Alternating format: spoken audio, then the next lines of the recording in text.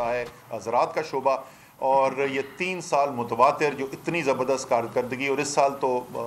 بہت ہی الحمدللہ کارکردگی جو ہے وہ ایگریکلچر کی وہ کمال کی رہی. اور اس دن بھی جیسے میں نے آپ کو بتایا تھا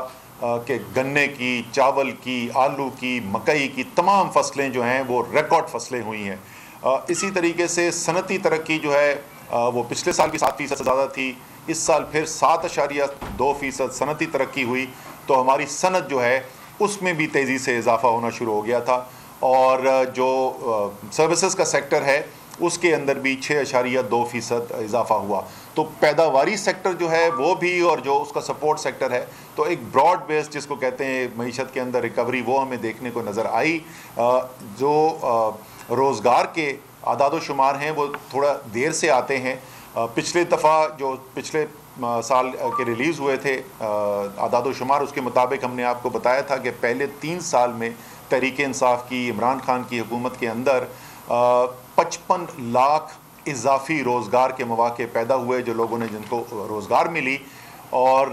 یہ 3 سال بار بار یاد دلاتا ہوں کہ اس کے اندر وہ عرصہ بھی شامل ہے، اس کے اندر کوئی سال 1.5 سال ایسا رہا جب کووڈ کی وبا پھیلی ہوئی تھی دنیا کے اندر، اور بڑی بڑی دنیا کی معیشتیں جو ہیں بشمول ہمارے جو ہمسائے ہیں، بھارت ہے، دوسرے ممالک ہیں، ان کی معیشتیں بالکل بہہ گئی تھیں. اس کے اندر 3 سال کے اندر 55 لاکھ روزگار کا اضافہ ہوا. مسلم لیگ نون کے 5 سال کے اندر 57 لاکھ روزگار کا اضافہ ہوا تھا. یعنی تقریباً جتنا 5 سال میں انہوں نے کیا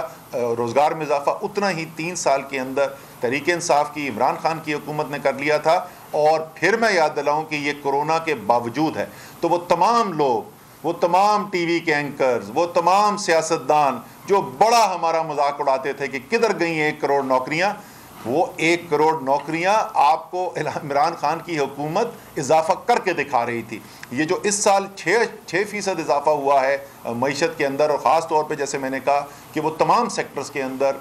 یہ اضافہ ہوا ہے، اس سب کو اگر آپ دیکھیں تو مجھے کوئی شک نہیں کہ اس سال جو ہے وہ ایک بڑی تعداد کے اندر جب بھی روزگار کے نمبرز ریلیز ہوں گے، رپورٹ ریلیز ہوگی تو آپ کو نظر آئے گا. اور میرے اندازے کے مطابق ہم تقریباً پہلے 4 سال کے اندر 80 لاکھ اضافی روزگار، یعنی 1 کروڑ 5 سال کا مطلب ہوا 20 لاکھ سالانہ، ہم اس پیس کے اوپر پہنچ چکے تھے. اور ابھی تو پہیہ معیشت کا تیز سے تیز تر ہوتا چلا جا رہا تھا. یہ وہ حالات تھے جس کے اندر بیرونی مداخلت، سازش، بند کمروں کی سازش، اور ضمیر فروخت کر کے، ضمیر خرید کر عمران خان کی حکومت کو گرایا گیا. پاکستان کے اوپر پاکستان کے استحکام کے اوپر ایک حملہ ہوا، اور اس کی قیمت جو اس وقت پاکستان ادا کر رہا ہے آپ نے سن ہی لیا ہوگا. ابھی تک تو خبریں پھیل گئی ہیں. اس وقت صورتحال یہ ہے کہ آج صبح انٹر بینک مارکیٹ کے اندر، یہ اوپن مارکیٹ نہیں ہو فارغ ڈیلر والا، انٹر بینک مارکیٹ کے اندر جو ہماری سرکاری جو بینکس کے اندر جو ٹریڈنگ ہوتی ہے 200 سے اوپر پہنچ چکی تھی، اور 200 روپے کے اوپر کوئی ڈالر بیچنے کو تیار نہیں تھا. صبح کی صورتحال یہ تھی، ایک مارکیٹ کے اندر جو پینک قسم کی صورتحال ہوتی ہے ایسی نظر آ رہی تھی. یہ کیا ہے پاکستان کے ساتھ، اور جو اس کے عوامل بنے ہیں اس کی بڑی تفصیل سے بات کی جا چکی ہے. لیکن ذرا سا آپ آگے کی طرف دیکھیں کہ یہ صورتحال میں نے آپ کو بتا دیا کیسے معیشت کس طریقے سے ترقی کر رہی تھی، کس طریقے سے بہتری کی طرف گامزن تھی، کس طریقے سے زراعت بڑھ رہی تھی، صنعت بڑھ رہی تھی، روزگار لوگوں کو مل رہا تھا، برآمدات بڑھ رہی تھیں، ترسیلات بڑھ رہی تھیں، تمام جو بہتری ہو رہی تھی اس سب کو ہلا کر رکھ دیا، اس کی ساری بنیادیں ہلا کر رکھ دیں. معیشت کے اندر پہلے بھی میں یہ کہہ چکا ہوں، کاروباری لوگ جو ہیں وہ سمجھتے ہیں، سرمایہ کار سمجھتے ہیں غیر یقینی صورتحال جو ہے وہ زہر ہوتی ہے. اور غیر یقینی صورتحال جو ہے اس کو حل کرنے کے ایک راستہ وہ ہے جو بہتری کی طرف جاتا ہے، دوسرا راستہ وہ ہے جس کی ہمیں باتیں سنائی دیتی ہیں. بہتری کا راستہ یہ ہے الیکشن کال کریں، سارا پاکستان جو ہے متحد ہے اس کال کے اوپر کہ ہاں جی جمہوری طریقہ کار پاکستان کے اندر ہونا چاہیے، جمہوری عمل چلنا چاہیے، الیکشن ہونے چاہیے، سب اپنے اپنے حلقوں کے اندر اتر جائیں گے. نہ ہمیں عمر ایوب نظر آئیں گے، یا ہری پور پہنچے ہوں گے، علی زیدی کراچی بیٹھے ہوں گے اور وہاں پر اپنے اپنے حلقوں کے اندر چلے جائیں گے. تو یہ ساری جو ایک سیاسی افراتفری، ایک معاشرتی عدم استحکام نظر آ رہا ہے، یہ سب کا سب جو ہے وہ ختم ہو جائے گا اور پاکستان کا دوبارہ سے انشاءاللہ تعالی بہتری کا سفر شروع ہو جائے گا۔ دوسرا راستہ جس کی تجویز دی جا رہی ہے وہ راستہ ہے کہ نہیں جی ہم جو ہیں وہ بڑی زبردست ہم طاقت استعمال کریں گے اور دیکھتے ہیں کیسے عمران خان نکلتا ہے اور دیکھتے ہیں کہ کون باہر آتا ہے۔ پہلی بات تو میں آپ کو یاد دلا دوں اور یہ غور سے سن لیں، یہ عمران خان کی جد و جہد اکیلے کی نہیں ہے، یہ تحریک انصاف کے اکیلے کی جد و جہد نہیں ہے، یہ قوم فیصلہ کر بیٹھی ہے کہ غلامی نامنظور ہے اس قوم کو۔ اگر کوئی یہ سمجھتا ہے کہ وہ زبردستی سے، دھونس سے، تشدد سے، اسلحے کے استعمال سے قوم کے اس فیصلے کو دبا سکتا ہے تو یہ اس کی بہت بڑی غلط فہمی ہے۔ ایسی غلط فہمیاں ہم پہلے بھی دیکھ چکے ہیں۔ آپ کو وہ دن بھی یاد ہوگا جس دن بڑے فخر سے بتایا گیا کہ جناب اکبر بگٹی کو ہم نے مار دیا ہے، اور ایسے مارا اس کو پتہ بھی نہیں چلا کہ کدھر سے باہر آیا تھا۔ 15 سال سے زیادہ گزر گئے، بلوچستان آج بھی سنبھالا نہیں جا رہا۔ جب آپ نے کروڑوں کی انویسٹمنٹ کی ہوئی ہو اور وہ لوٹا سوائے واش روم کے اور کسی کام کا نہ رہے تو چیخوں کی آواز تو آئے گی۔ سو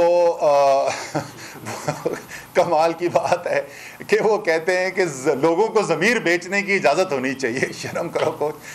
دوسرا آپ کا جو سوال تھا کہ اس کی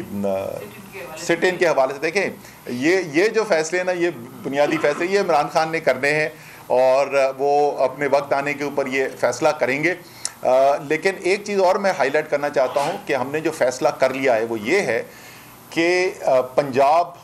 آزاد کشمیر، گلگت بلتستان، خیبر پختونخوا سے تو لوگ ہم نے موو کرنے ہیں، وہ انہوں نے اسلام آباد پہنچنا ہے سب نے۔ لیکن کیونکہ سندھ اور بلوچستان دور ہیں اسلام آباد سے، تو یہاں پر وہاں سے لوگ تو ضرور آئیں گے، وہاں پر نمائندگی یہاں پر سندھ کی بھی ہوگی، بلوچستان کی بھی ہوگی۔ لیکن جو فیصلہ کیا گیا ہے وہ یہ فیصلہ کیا گیا ہے کہ اس دن جس دن لانگ مارچ ہوگی تو اس دن جو بڑے شہر ہیں ان صوبوں کے، کراچی، حیدرآباد، سکھر، لاڑکانہ، کوئٹہ، یہاں پہ سندھ کے صدر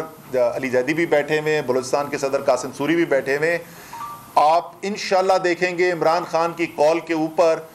عمران خان نہیں ہوں گے وہاں پر، لیکن اس کے باوجود عمران خان کے ساتھ یکجہتی کے لیے اور پاکستان کی آزادی کے لیے آپ کو اتنی بڑی تعداد کے اندر لوگ نظر آنے کراچی، حیدرآباد، سکھر، لاڑکانہ، کوئٹہ کی سڑکوں کے اوپر کہ ان سے ووٹ سنبھالنے مشکل ہو جائیں گے۔ دھرنے کا لانگ مارچ کا پہلے بھی اب تجربہ کر چکے اور 126 دن کے بعد بھی بالآخر عدالت کی طرف رجوع کرنا پڑا۔ اب یہ بتائیے گا کہ اس دفعہ جو تجربہ کیا جا رہا ہے، اگر لانگ مارچ کے بعد کچھ حاصل نہیں ہوتا تو آپشن کیا ہوگا؟ دوسرا یہ کہ بینگ پاکستانی آپ حکومت میں نہیں ہے، ڈالر کیوں بڑھ رہا ہے اور مشورہ کیا دیتے ہیں مفتاح اسماعیل کو کہ ڈالر کا مطلب کنٹرول تو مشورہ مفتاح اسماعیل کے لیے نہیں ہے، مشورہ مفتاح اسماعیل کے باس کے لیے ہے کہ اس آدمی پہ رحم کرو، بیچارہ لولی پاپ کھا کھا کے اس کا بیڑا غرق ہو گیا۔ یہ اس کے بس کی بات نہیں ہے بھائی۔ جس وقت تک پاکستان کے اندر ایک امپورٹڈ حکومت ہے بیرونی مداخلت کے ذریعے لائی ہوئی اور قوم اس کو مسترد کر کے بیٹھ گئی ہے، کسی کو بٹھا دو اس کرسی کے اوپر، مجھے بٹھا دو، سنبھال نہیں سکتے ہم اس کو، تو اس کا حل تو صرف غیر یقینی کا صرف یہی ہے۔ دوسرا آپ نے بات کیا اگر کچھ نہیں حاصل ہوا، ٹکا خان بہت کچھ حاصل ہو گیا ہے، قوم کھڑی ہو گئی ہے، سب کی نظروں کے سامنے قوم بن رہی ہے، اس قوم نے فیصلہ کر لیا ہے کسی کے سامنے سر جھکانا نہیں ہے اللہ کے علاوہ۔ تو بہت آپ دیکھیں انشاءاللہ تعالیٰ، جس طرح میں کہہ رہا تھا اگر غلط فیصلے کیے گئے تو 5 سال، 10 سال، 15 سال، 20 سال ہم اس کا خمیازہ بھگتیں گے۔ اسی طریقے سے یہ جس طریقے سے قوم میں بیداری پیدا ہوئی ہے، یہ اگلی نسلوں کا آپ کو اس کے اندر فائدہ نظر آئے گا۔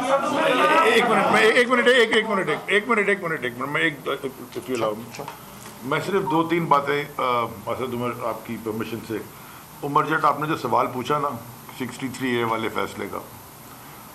میں صرف ایک سوچ چھوڑے جاتا ہوں، ایک سوال چھوڑے جاتا ہوں کہ یہی فیصلہ 63A کا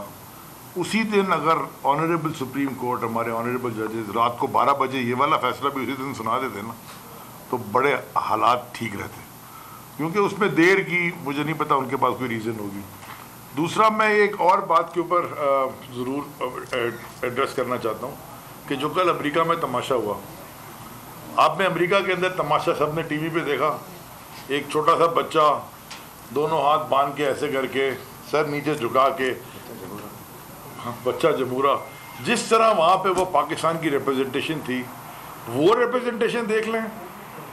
اور ایک وہ ریپرزنٹیشن دیکھ لیں جب عمران خان پرائم منسٹر تھے اور جب وہ امریکہ کے ٹور پہ گئے تھے, وہ بھی آفیشیل ٹور پہ گئے تھے, یا جب شاہ محمود قریشی خود گئے ہوں گے امریکہ کے ٹور پہ ایز فارن منسٹر. وہ آپ پوری قوم کو چاہیے کہ وہ دونوں کو سامنے رکھ کے اس کا تھوڑا کمپیریٹیو انالیسس تو کر لے کہ یہ کس کو بنا کے کہاں بھیج دیا ہے, کیا یہ فیصلے کریں گے, کیا نیگوسیشن ہوگی, کیا امریکہ جا کے مطلب کون سی والی بھیک مانگیں گے. بڑا ویسے مجھے کل جو میں دیکھ رہا رات کو, وہ ایسے کر کے کھڑے ہوئے مسٹر بلنکن میں بڑا خوش, وہ یہی بیکاری اور خودداری کی جنگ کی کلیئر کٹ ڈیفائن ہو جاتی ہے لائن. اصل بھائی یہ بتائیے گا کہ اس وقت آپ لوگ آزادی مارچ کی تیاریاں کر رہے ہیں اور حکومت اپنی جگہ بیٹھی ہوئی ہے, دونوں کے درمیان کافی فاصلے ہیں, کیا کوئی ایسا ایلیمنٹ بیچ میں آیا ہے جو مذاکرات کے لیے انیشیٹ کرنے کو تیار ہے اور ٹیبل کے ذریعے یہ کام کر کے اور آئندہ انتخابات کے حوالے سے کوئی بیک ڈور کھاتے شروع ہوئے یا نہیں ہوئے؟ دوسری بات یہ ہے